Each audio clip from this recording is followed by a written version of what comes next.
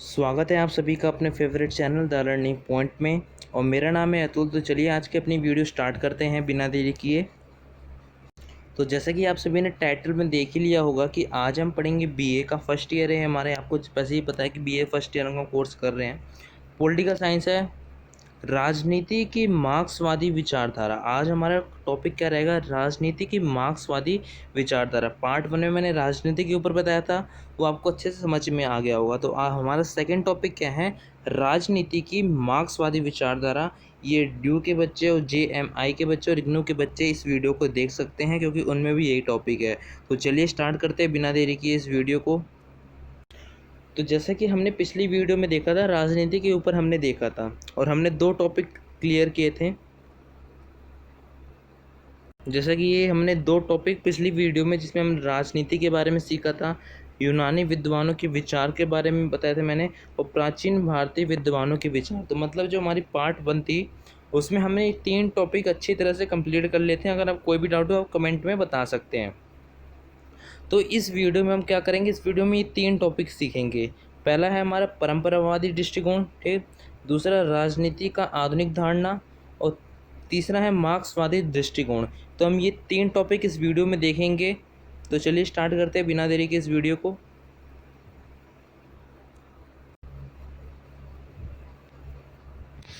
हाँ, तो हम सबसे पहले सीखेंगे परंपरावादी दृष्टिकोण क्या होता है। परंपरावादी दृष्टिकोण, तो चलिए स्टार्ट करते हैं। तो पहले इससे स्टार्ट करने से पहले बता दूं, इसमें परंपरावादी दृष्टिकोण में हमें राजनीति के बारे में पढ़ना है। ये जब हमने पॉलिटिकल साइंस पढ़ा तो इसमें राजनीति के बारे में हमें पता है कि पढ़ना है। तो इसमें भी हमें राजनीति के बारे में पढ़ना है, और इसमें हमें दो विचारों के बारे में पढ़ना है जिनकी राजनीति के ऊपर कुछ अलग विचार है। तो उनके भी विचारों को हमें जानना है, ताकि पेपर में आपसे कोई भी विचार पूछ ले, चाहे आपसे कौटिल्य के बारे में पूछ ले, सॉरी, या फिर चाणक्य के राजनीति के ऊपर क्या विचार हैं, यूनानी लोगों के राजनीति को क्या विचार है, प्राचीन भारतीय जितने भी हमारे ज्ञान, जितने भी हमारे वो पढ़े लिखे लोग थे, जैसे मनु, ये चाणक्य, ये जितने भी इन सब के राजनीति के ऊपर क्या विचार थे। तो ये आपसे कोई भी, ये नहीं कि आपसे ये पूछें, किसी भी व्यक्ति के बारे में पूछ सकते हैं जो जो इसमें बुक में लिखा रहे हैं। तो चलिए स्टार्ट करते हैं। तो इसमें हम पढ़ेंगे, लेखक का नाम है, जिनका नाम है जीना बोंदा। सबसे पहले आप इनका नाम जान लीजिए। इनका मानना है कि जो राजनीति व्यवस्था राज्य और सरकार का अध्ययन है। मतलब इनका क्या मानना था कि जो राजनीति व्यवस्था है ना, वो राज्य और सरकार का अध्ययन है। मतलब इनका कहना है कि जो जो राजनीति है वो राजनीति नहीं, वो एक राजनीति विज्ञान के शब्द तौर पर दी गई है, और इसका इस्तेमाल कानून व्यवस्था में किया जाता है। तो आपको मैं आगे आगे पढ़ाते जाऊँगा। तो इनको पहले बता दूं, इनको थोड़ा डिटेल में। ये एक फ्रेंच विचारक थे जिनका ये मानना था कि जो राजनीति व्यवस्था है वो राज्य और सरकार का अध्ययन करती है। तो चलिए इनकी अब देखते हैं इनका क्या मानना था। जीना बोंदा ने सबसे पहले राजनीति को क्या शब्द दिया गया था? राजनीति विज्ञान। मतलब जो राजनीति है उसके क्या जो शब्द जोड़ दिया था, उसके आगे शब्द जोड़ दिया था विज्ञान। राजनीति विज्ञान शब्द का प्रयोग किया था। इनका मानना था कि जो राजनीति का जो वर्णन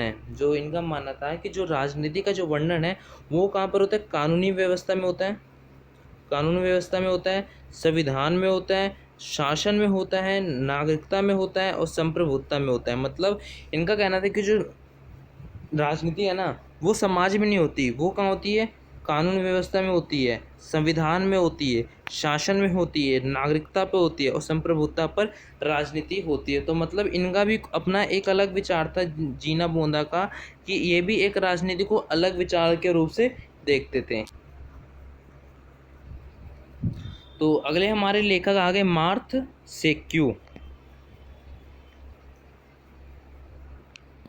मार्थ सेक्यू का मानना था कि जो राजनीति है वो कहाँ पर होती है? विधानमंडल, कार्यपालिका, न्यायपालिका को राजनीति शब्द का क्षेत्र दिया गया। मतलब इनका भी अलग मानना है कि जो राजनीति है वो कहाँ होती है? विधानमंडल, कार्यपालिका, न्यायपालिका को राजनीति का विषय मान जाता है। तो मतलब इन्होंने भी अपने विचार रखे हैं। इनका मानना था कि 19वीं से 20वीं शताब्दी के शुरू में राज्य और कानून सरकार को अध्ययन पर बल दिया जाता था। मतलब इनका मानना था कि 19वीं से जो 20वीं शताब्दी थी ना, वहाँ पर सबसे ज़्यादा बल किसको दिया जाता था? राज्य और कानून सरकार को सबसे ज़्यादा बल दिया जाता था। मतलब आप जितने भी टॉपिक देख लीजिए, जितने भी हमने अभी विचारक पढ़े हैं उन सभी ने अलग अलग राजनीति के ऊपर बताया। तो इससे ये पता चलता है कि राजनीति में सब लोगों ने अलग अलग विचारधारा बताई है और कोई भी व्यक्ति एक विचारधारा से सहमत नहीं है। और विचारधारा को सहमत करने के लिए किस शब्द का प्रयोग किया जाता है? राजनीति शब्द का प्रयोग किया जाता है।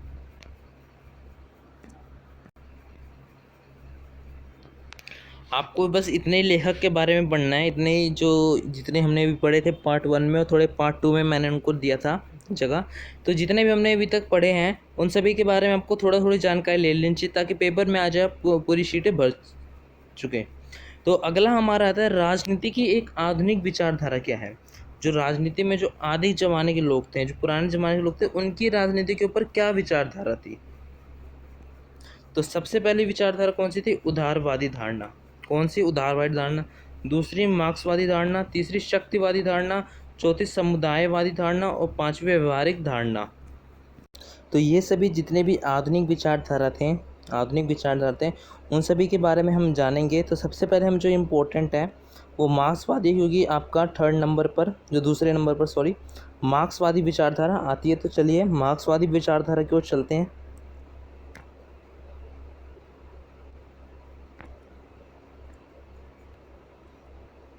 तो मार्क्सवादी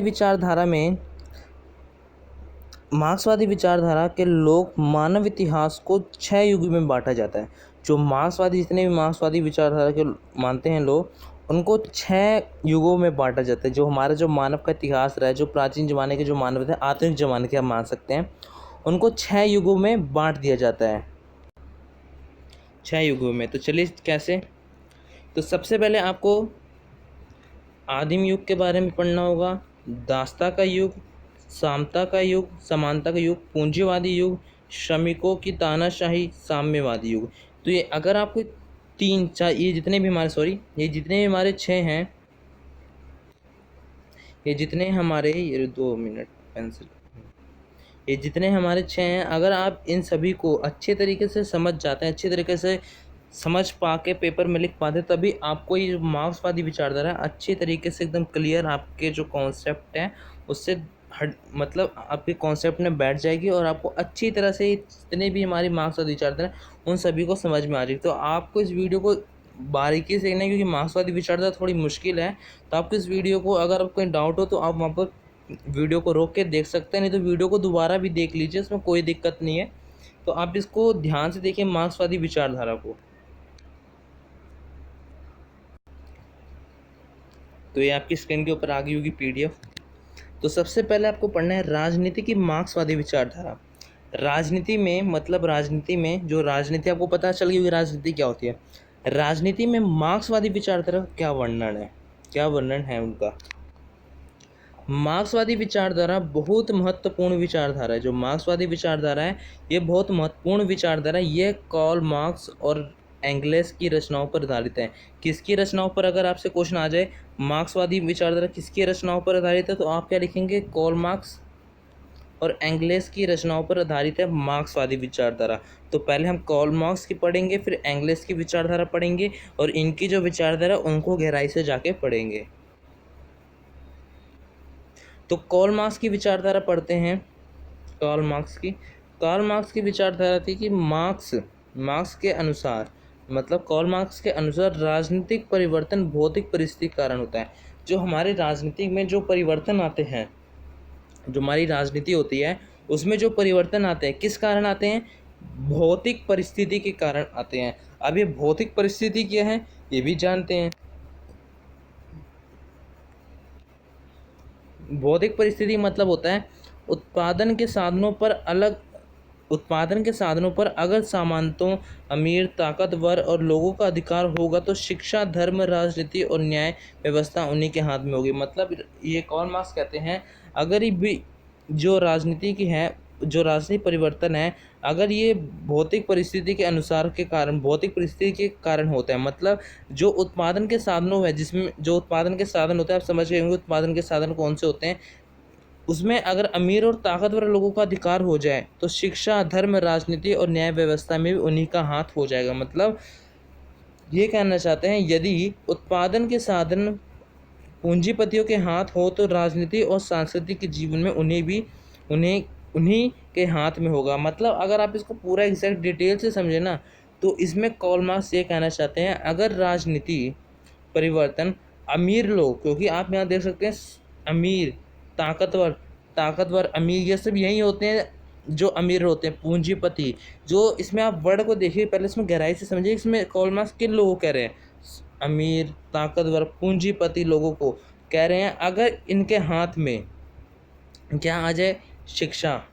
एक बार आप ध्यान से देखिए, अमीर, ताकतवर और पूंजीपति, ये तीन लोग हैं ना, अगर इनके हाथ में शिक्षा आ जाए, ठीक, धर्म आ जाए, राजनीति आ जाए, न्याय व्यवस्था आ जाए, और इन्हीं के हाथ में चले, और क्या क्या आ जाए, और सांस्कृतिक आ जाए, संस्कृति, राजनीतिक जीवन आ जाए, और अपना हमारा पूरा जीवन इन्हीं के हाथ में आ जाए, तो क्या होगा, इसमें जितने भी अमीर लोग हैं, जितने भी अमीर लोग हैं, वो क्या काम करेंगे, वो गरीबों का शोषण शुरू करना कर देंगे। मतलब इसमें ये कहना चाहते कार्ल मार्क्स, जितने भी अमीर लोग हैं, अगर उनके हाथ में सारी व्यवस्था आ जाए, तो गरीबों लोगों का शोषण होना शुरू हो जाएगा या तय हो जाएगा। तो कार्ल मार्क्स कहना चाहते हैं कि हमें जो इतने भी हमारी धर्म, राजनीति, न्याय व्यवस्था जितने भी हैं, इनको अमीर लोगों के हाथ में नहीं देना चाहिए। अगर हमने अमीर लोगों के हाथ में दिया, तो हमारे गरीबों के का शोषण होना तय पक्का हो जाएगा। आई होप आपको समझ में आ गए हो भौतिक परिस्थिति में मार्क्सवादी विचारधारा क्या महत्वपूर्ण है। तो अब आप जानेंगे, मार्क्सवादी कहते हैं कि एक ऐसा युग था जब राज्य संस्थाएं नहीं थी। मतलब आप सोचें कि एक ऐसा युग है, एक ऐसा युग, आप सोचें, एक मिनट, आप एक सोचें कि एक ऐसा युग है जहाँ कोई किसी का वो नहीं है, मतलब कोई राजा नहीं है, कोई शासन नहीं है, कोई संविधान नहीं है, ना कोई कानून है, सब एकदम सब बराबर हैं, सबको सब आज़ादी मिल रखी है, जो करना है वो करे, सब आज़ादी मिल रखी है, कोई किसी के ऊपर कोई जुर्म नहीं कर सकता, जो कोई पुलिस स्टेशन नहीं है कि किसी को पकड़ के ले जाए। मतलब मार्क्सवादी कहते हैं कि एक ऐसा युग था, एक ऐसा युग था जब राज्य व्यवस्था नहीं थी, जब कोई कुछ नहीं था, जब इंसान, व्यक्ति साम्यवादी युग में थे। अब आपको ये लग रहा होगा कि साम्यवादी कहाँ से आ गए इसमें। साम्यवादी, जब आप इस वीडियो को डिटेल में देखेंगे तभी आपको पता चल जाएगा साम्यवादी क्या है। तो इसमें कह रहे हो आप इसको स्किप करके ना देखिए, इसको डिटेल में देखिए वीडियो को। तो मार्क्सवादी कहते हैं जब लोग आदिम जमाने के थे, मतलब एक आदिम जमाने में आप समझ गए होंगे कि ऐसा युग था। आदिम जमाने के लोग क्या काम करते थे, वो समुदाय में रहते थे, मतलब एक अपना झुंड बनाकर रहते थे। और ये लोग क्या खाते थे, ये लोग फल फूल खाते थे, जो पेड़ों में फल फूल उगते हैं वो खाते थे, तथा शिकार कर अपना जीवन व्यतीत करते थे। मतलब इनको ये नहीं पता होगा था कि हमको आगे क्या करना है, हमको हमारा कैसे अपना वो विस्तार करना है, अपना विकास करना है, इनको ये सब नहीं पता था। ये सब क्या काम करते थे, अपना एक समुदाय बना के रखते थे, अपना पेड़ों में फल फूल खाते थे, जो भी फल फूल उगते थे, और शिकार करके अपना जीवन व्यतीत करते थे। मतलब मार्क्सवादी कहते थे कि ऐसा युग था। इस युग में अगर आप देखें, मार्क्सवादी की विचारधारा इसी युग में आती है। इस युग में लोग किसी के ऊपर कोई जुर्म नहीं करता था, लोग सब बराबर मिलकर रहते थे, कोई भेदभाव की संभावना उत्पन्न नहीं होती। मतलब सब लोग एक साथ मिलजुल के रहते थे इस युग में। मार्क्सवादी किस युग की बात कर रहे हैं, आदिम युग की, मतलब आदिम जमाने की युग की बात कर रहे हैं।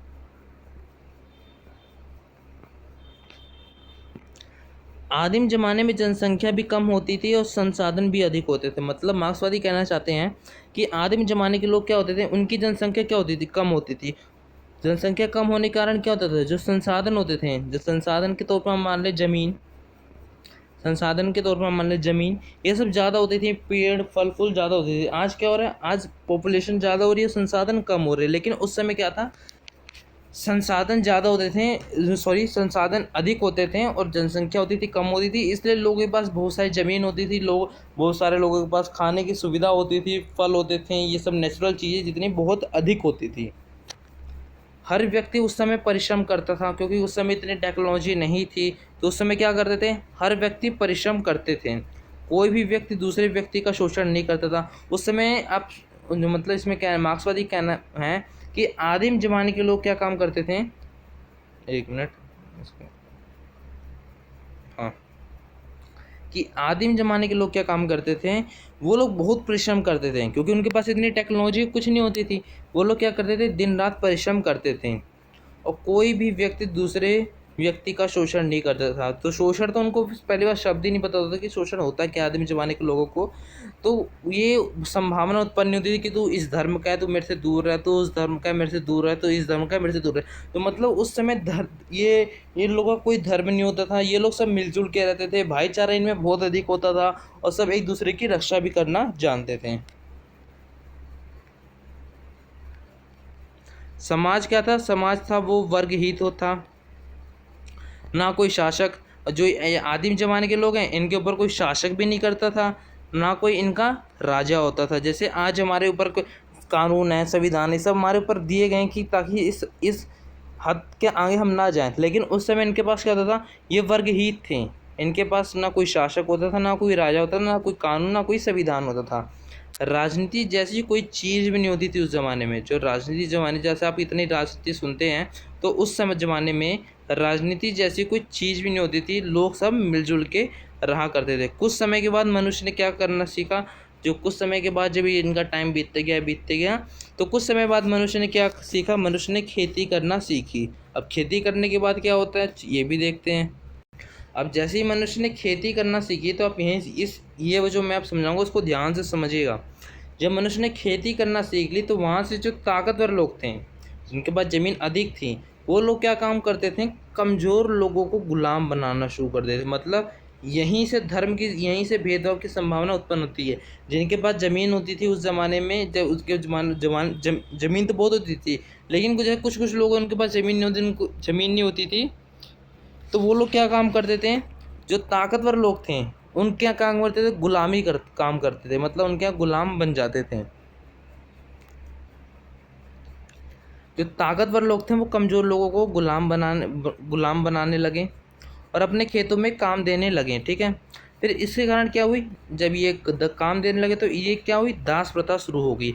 दास प्रथा आपको 12th में आपने पढ़ी होगी, आपको अच्छे से पता होगी दास प्रथा क्या होती है। तो फिर यहाँ से क्या होने लगा? यहाँ से दास प्रथा होने लगा। फिर उस समय समाज दो वर्गों में बंट गया था। कौन सा? एक मालिक वर्ग, एक गुलाम वर्ग। मालिक वर्ग कौन सा था? जिसके पास खेत ज़्यादा थे, जिसके पास संसाधन अधिक थे, जिसके पास वो मजदूर अधिक थे। ये कौन से वर्ग कहलाने लगे? ये मालिक वर्ग कहलाने लगे। और गरीब गुलाम वर्ग के कौन से कहलाने लगे? जिसके पास ना संसाधन थे, ना धन था, ना खेत था, वो कौन से वर्ग कहलाने लगे हैं? वो कहलाने लगे गुलाम वर्ग। तो आपको ये समझ में आ गया होगा यहाँ तक। मालिक वर्ग ने जेल खाने बनाए और पुलिस मैस्टिक बनवाई। फिर मालिक खाने ने क्या काम करा? फिर मालिक खाने जितने भी अमीर लोगों ने, उन्होंने जेल और बनवाना शुरू कर दी। पुलिस वुलिस आना शुरू हो गई। ये बड़े थोड़े लोग पढ़ना भी शुरू हो गए थे उस ज़माने में। मतलब मजिस्ट्रेट ये सब मालिक वर्ग काम कराना शुरू कर दिए थे। अब एग्जांपल के तौर पर क्या देखते हैं, जैसे जब हमारा भारत आज़ाद नहीं हुआ था, तब हमारे भारत में ज़्यादा पढ़े लिखे लोग नहीं रहते थे, लेकिन जो अंग्रेज़ थे वो पढ़े लिखे थे। तो उन्होंने क्या करा? उन्होंने पुलिस आई यहाँ पर, पुलिस मतलब अपनी पुलिस की स्थापना करी यहाँ पर कई सारे वकील अफसर यहाँ, मतलब यहीं अगर अंग्रेज नहीं होते तो हमारा देश आज भी ऐसा होता। तो अंग्रेज़ों ने क्या कि यहाँ पर शिक्षा दी, तभी आज लोग इतने शिक्षित हो रखे हैं। ठीक है, तो आप ये समझ सकते हैं यहाँ से एग्जाम्पल के तौर पर मैंने समझाया है। तो यहीं से राज्य की शुरुआत होने लगी। तो यहीं से क्या होने लगा? यहीं से राज्य की शुरुआत होने लगी। अब हमने तो ये पढ़ा था कार्ल मार्क्स का, आपको अच्छे समझ में आ गया। कार्ल मार्क्स ने क्या रखा है? कार्ल मार्क्स ने अभी तक आपने देखा तो कार्ल मार्क्स का भौतिक परिस्थिति का मतलब, ये जितने भी अमीर लोग हैं अगर इनके पास ज़्यादा कौशल, ज़्यादा धन आ गया तो ये गरीबों का शोषण तय है, गरीबों का शोषण ये करेंगे। अब कहते हैं एंग्लिश ने क्या कहा था? एंग्लिश ने क्या कहा था?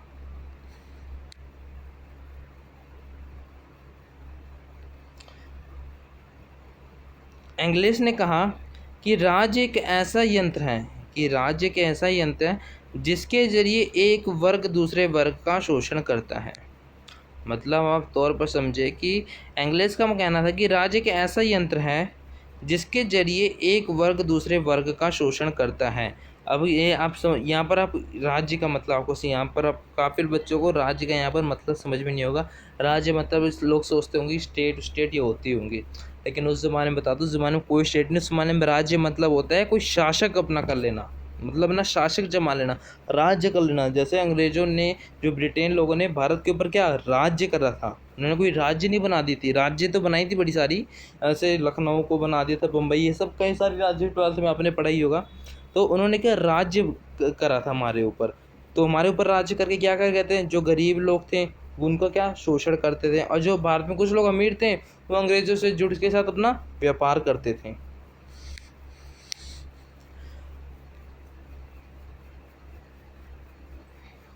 जब यहाँ पर अंग्रेज कहते हैं, अगर यहाँ पर राज्य एक ऐसा यंत्र है, मतलब शासक एक ऐसा यंत्र है जिसके जरिए एक वर्ग दूसरे वर्ग का शोषण करता है, मतलब जो एक वर्ग होता है वो दूसरे वर्ग का शोषण करता है। एग्जाम्पल के तौर पर कहूँ आपको, जैसे कि आप मान लीजिए यहाँ पर मैंने दो वर्ग दे दिए आपको एग्जाम्पल के तौर पर, जैसे आपको दो वर्ग दे दिया, आप ये पेपर में भी एग्जाम्पल लिख सकते हैं। जैसे यहाँ पर मैंने 2 मिनट, हाँ, जैसे यहाँ पर मैंने दो वर्ग दे दिए आपको, ठीक है। पहला वर्ग कौन सा है, पूंजीपति, दूसरा कौन सा है, मजदूर वर्ग। अब पैसा किसके पास है, पूंजीपति वर्ग के पास। पैसा कम किसके पास है, मजदूर वर्ग के पास। काम कौन करने जाएगा, मजदूर वर्ग। पैसा ज़्यादा काम कौन करेगा, मजदूर वर्ग। पैसा कौन कमाएगा, पूंजीपति वर्ग। शोषण किसका होगा, मजदूर का। तो क्या मतलब, अगर मजदूर के ऊपर जब ये राज्य जैसी कोई व्यवस्था ही नहीं होती, अगर सब लोग बराबर होते हैं, तो क्या होता, मजदूरी मतलब क्या होता कि मजदूर जो थे वो पूंजीपति आगे नहीं जाते, उनके पास भी इतने संसाधन होते हैं, लेकिन क्या ये पूंजीपति वालों ने ज़्यादा संसाधन उस ज़माने में इकट्ठा कर लिए, तो ये मजदूर वर्ग की संभावना उत्पन्न हो गई है।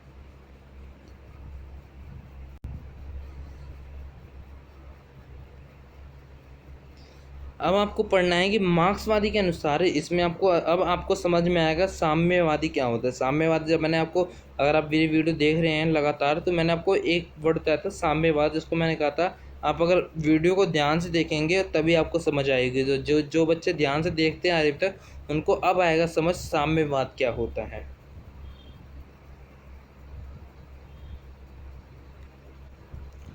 तो मार्क्सवादी के अनुसार एक समय ऐसा भी आया जब गरीब मजदूरों शोषित वर्ग क्रांति करने लगे तथा विद्रोह करने लगे।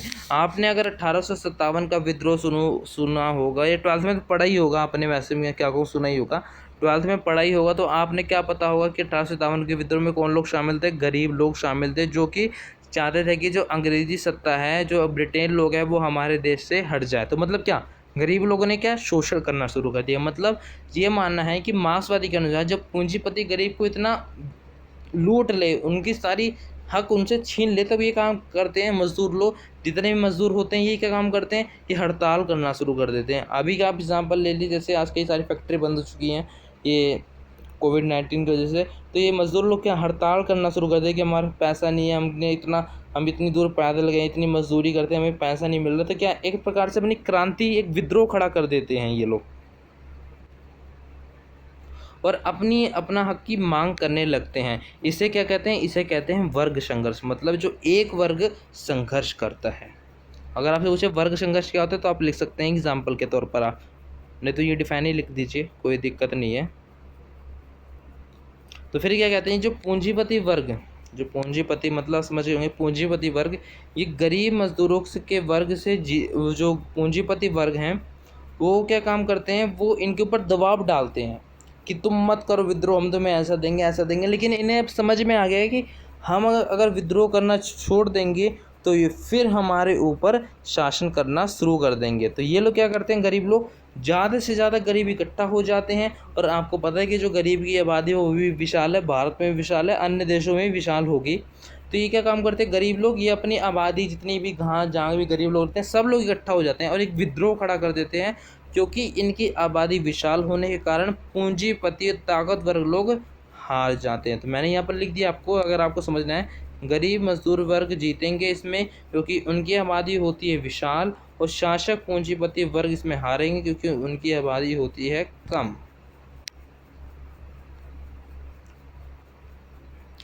फिर से समाज में वर्ग विहीन हो जाएगा। फिर से क्या होगा, जब ये लोग पूंजीपति वर्ग लोग हार जाएंगे तो सब लोग बराबर हो जाएंगे, गरीब लोग जीत जाएंगे, सबको बराबर सुविधा मिल जाएगी। भेदभाव की प्रथा जितनी भी थी, गरीब अमीर, ये सब खत्म हो जाएगी। और समाज में अगर राजनीति खत्म हो जाएगी तो एक आदर्श समाज बन जाएगा, जो क्या कहते हैं, साम्यवाद समाज। ये आपको समझ में आ गया साम्यवाद मतलब क्या होता है, कि एक समान देखना लोगों को, किसी लोगों में भेदभाव की संभावना उत्पन्न ना करना। साम्यवाद हमारे संविधान में भी दिया गया है, मैं आपको संविधान की नीचे वीडियो डाल दूंगा, नीचे लिंक में आप आप वहाँ से संविधान के ऊपर फुल डिटेल में देख सकते हैं। साम्यवाद मतलब होता है कि समाज में सभी वर्ग, जितने धर्म, जितने भी समाज में जितने भी लोग रहते हैं, सबको एक नज़रिए, एक उससे देना कि ये धर्म ऊपर नहीं है, ये धर्म ऊपर नहीं, सबको एक समान देखना और एक समान उनको साथ व्यवहार करना। तो मैंने आपको कहा था, जब मैं वीडियो स्टार्ट कर रहा था, मैंने आपको कुछ बताया था कि मार्क्सवादी में आपको ये 5 युग, मानव इतिहास के 5 युग, अगर मैं आपको बताऊंगा ये पूरी वीडियो में, अगर आपको ये 5 युग अच्छे से समझ आए, जो मैंने बताया, जो मैंने पिछला सारा बताया, जो मैंने पिछला सारा बताया, अगर आपको अच्छे से समझ आए तो आपको ये 6 युग अच्छे से समझ आ गए होंगे। चलिए स्टार्ट करते हैं। पहला आदिम युग कौन सा होता है? आदिम युग होता है जब मानव के ऊपर कोई शासक नहीं होता, मतलब आदिम जमाने के लोग रहते हैं, उनको कुछ नहीं पता कि शासक, राज्य, वर्ग क्या होता है। फिर क्या, दास्ता का युग आता है। दास्ता के युग में क्या, जो पूंजीपति, जो अमीर लोग होते हैं, उनके पास खेती आ उनके खेत हो जाते हैं, और गरीब लोगों के पास खेत नहीं होते तो वो क्या, उनसे खेतों में काम कराने लग जाते हैं। समानता का युग क्या होता है? समानता के मजदूरों का शोषण करने लग जाते हैं। पूंजीपति युग में क्या आ जाता है? पूंजीपति युग में जाता है कि मजदूरों से अधिक काम कराएं, लेकिन पैसा बिल्कुल नहीं दे रहे हैं। श्रमिकों की तानाशाही, क्या, जब ये सारा श्रमिकों के साथ होता है तो श्रमिक क्या करते थे? एक विद्रोह खड़ा कर देते हैं। जब विद्रोह करने के बाद क्या होता है? एक साम्यवादी युग आता है। साम्यवादी युग में क्या, भेदभाव की संभावना समाप्त हो जाती है। तो आई होप आपको ये अच्छे समझ में आया होगा। राजनीति में मार्क्सवादी विचारधारा, ये पूरी मैंने डिटेल में आपको समझाया है। अगर आपको ये वीडियो अच्छी लगी हो तो इस चैनल को सब्सक्राइब कीजिए और अपने दोस्तों को भी शेयर कीजिए, ताकि वो भी लॉकडाउन में ये सारी चीज़ें सीख सकें और बीए का ही तैयारी अपनी कर सकें। तो आशा करता हूँ आपको वीडियो अच्छी लगी होगी। तब तक के लिए जय हिंद, जय भारत। अगली वीडियो आएगी जल्दी से जल्द, उसमें भी हम कुछ अपने जो हमारे बचे हुए टॉपिक हैं उनको भी कंप्लीट कर लेंगे।